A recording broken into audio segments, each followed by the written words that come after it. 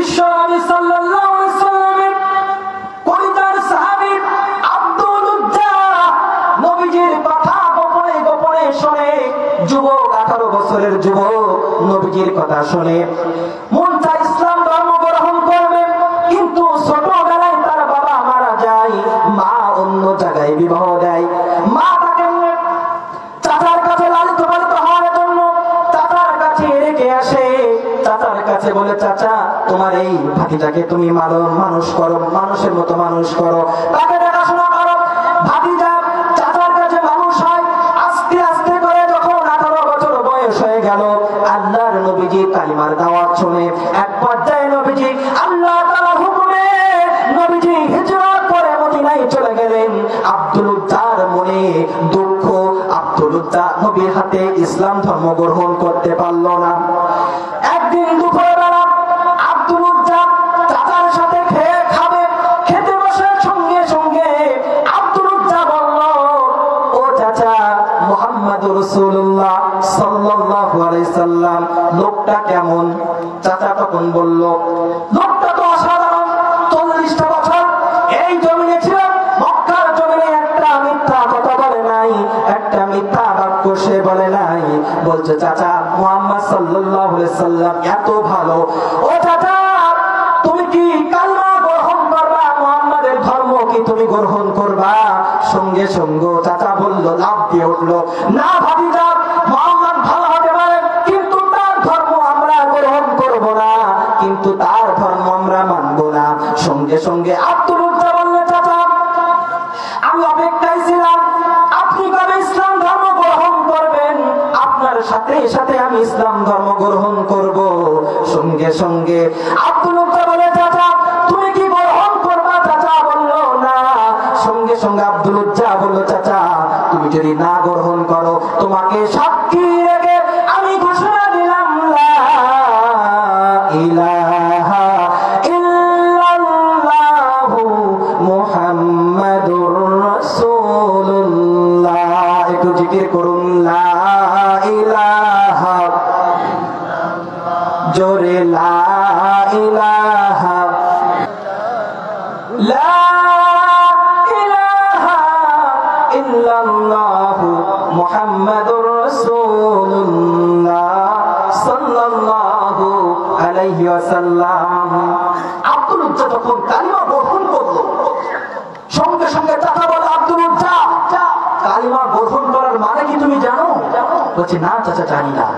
বলছে, কালিমা গ্রহণ করেছো, আমি যে সম্পদ তোমাকে দিয়েছি এই সম্পদ তোমাকে ছেড়ে দিতে হবে। আব্দুল উজ্জা বলল, চাচা কোনো সমস্যা নাই, কালিমার জন্য যদি সম্পদ ছাড়তে হয় ছেড়ে দিলাম। আল্লাহু আকবার বলবেন।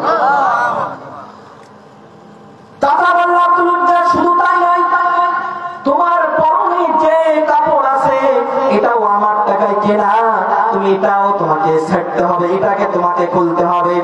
সঙ্গে সঙ্গে আব্দুল উজ্জা বলল, চাচা কালিমার জন্য যদি আমাকে কাপড় না দেন আমি কাপড় নিতে রাজি নাই। আব্দুল উজ্জা 18 বছর বয়সের যুবক, আব্দুল উজ্জা চাচার সামনে কাপড়টা খুলে দিয়ে মায়ের কাছে দৌড়ায় চলে যায়। আল্লাহু আকবার। আব্দুল উজ্জা দু চোখের পানি ফেলায় মার কাছে গিয়ে চলল, মাকে ডাক দিয়ে মা রুমের দরজা খুলে 18 বছর যুবককে উলঙ্গ অবস্থায় ছেলেকে দেখে মা দুই চোখ টেপে ধরল। বাবা তোমার অবস্থা কেমন? আব্দুল উজ্জা বলল, মা ও মা, কালিমা গ্রহণ করেছি, ইসলাম মেনে নিয়েছি, এই জন্য চাচা আমার সব সম্পত্তি নিয়ে নিয়েছে, সব সম্পত্তি নিয়েও ক্ষান্ত হয় নাই মা, আমার কাপড়টাও নিয়ে নিয়েছে মা। মা বলল, আব্দুল উজ্জা তোমার জন্য আমি কি করতে পারি?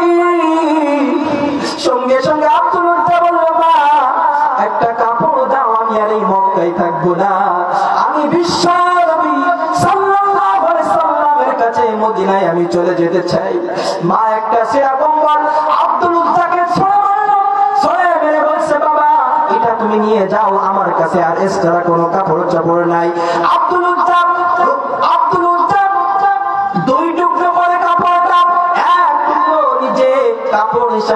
নিজে পড়লো আর এক টুকরো গায়ে জড়ায়। আব্দুল উজ্জা হাঁটতে হাঁটতে দিন যায় রাত যায়, আব্দুল উজ্জা অনেক পরিশ্রম করে হাঁটতে হাঁটতে বসতে বসতে এভাবে করে আব্দুল উজ্জা মদিনায় গিয়ে পৌঁছায়।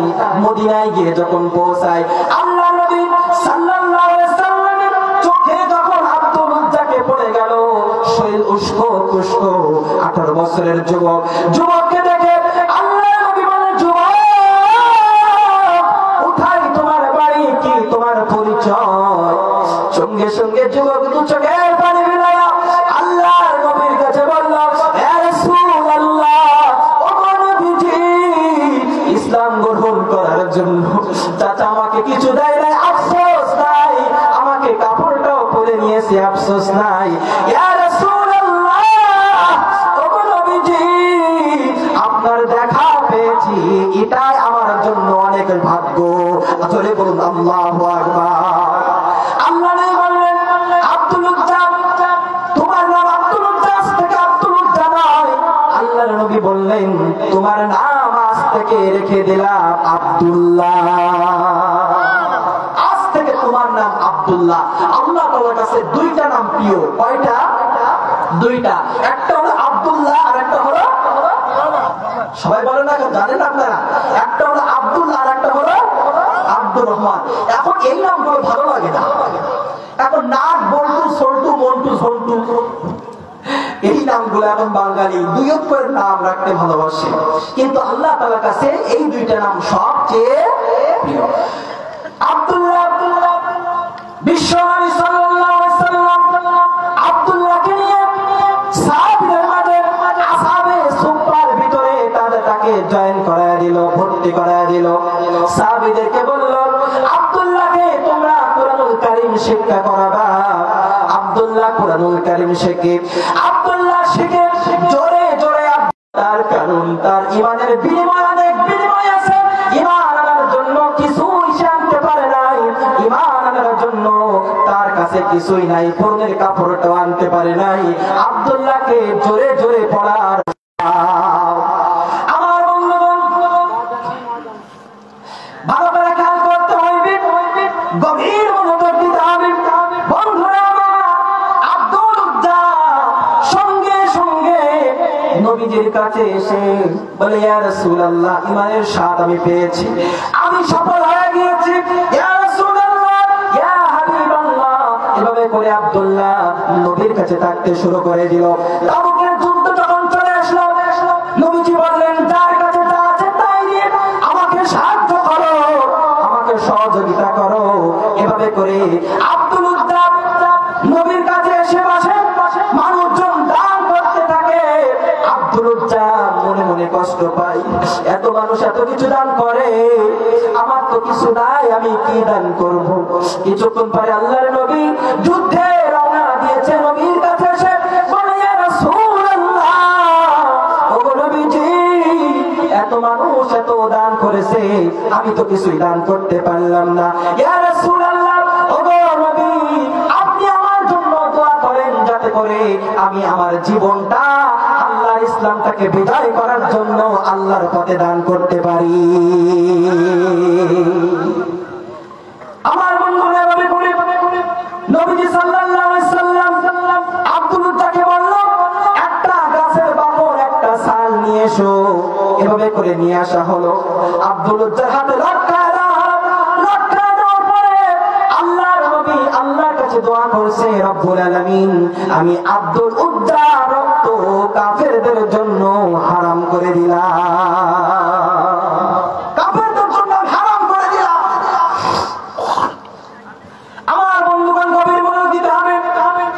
আব্দুল উজ্জা সঙ্গে সঙ্গে দু চোখের পানি ফেলায়া আল্লাহর নবীর কাছে বললেন, ইয়া রাসূলুল্লাহ, ইয়া হাবিবাল্লাহ, ওগো নবী, চাইলাম শাহাদাত বরণ করব, শহীদ হব, আল্লাহর জন্য জীবনটা দান করব, আর আপনি কিভাবে উল্টা বললেন, আমার রক্ত কাফেরদের জন্য আপনি হারাম করে দিলেন। সঙ্গে সঙ্গে আল্লাহর নবী বললেন, ও আব্দুল্লাহ, এখন যদি তোমার জ্বরে মৃত্যু হয়, এরপরেও আল্লাহ রাব্বুল আলামিন তোমাকে শাহাদাতের দরজা দিয়ে দিবে। জ্বরে মৃত্যু হলে আলাইহি সাল্লাম তাবুকের যুদ্ধে বিজয় হয়ে গেল। আল্লাহর নবী সেখানে 20 দিন অবস্থান করলেন।